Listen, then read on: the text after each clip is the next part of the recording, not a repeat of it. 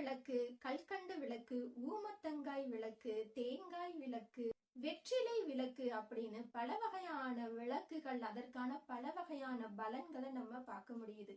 இதெல்லாம் உண்மைதானா? என்ன மாதிரியான விளக்கை ஏற்றினால் என்ன மாதிரியான பலன்கள் கிடைக்கும் அப்படிங்கறத பத்தி பார்க்கலாம். இந்த விளக்கை ஏற்றலாமா, அந்த விளக்கை ஏற்றலாமா, எந்த விளக்கை ஏத்துனா என்ன மாதிரியான பலன் கிடைக்கும், அதுவும் முக்கியமா அதிக பலன் எந்த விளக்கை ஏற்றினா கிடைக்கும் அப்படின்னு மக்களுக்கு நிறைய சந்தேகம் நிலவுது. விளக்கு அப்படிங்கிறது இறைவனோட பார்வையில நீங்க எத்தனை விதமாக விளக்கு ஏற்றினாலும் இறைவனோட பார்வையில அது விளக்கு மட்டும்தான். அப்ப பலவிதமான விளக்குகள் இருக்கு. அதற்கான பலன்கள் என்ன? உதாரணமா கல்கண்டு போட்டு நம்ம விளக்கு ஏற்றினோம்னா பண கஷ்டம் நீங்கும், குடும்ப பிரச்சனைகள் தீர தேங்காய் விளக்கு ஏற்றது, இப்படிப்பட்ட சில விளக்குகள் ஏற்றாங்க. இதெல்லாம் உண்மையா பொய்யா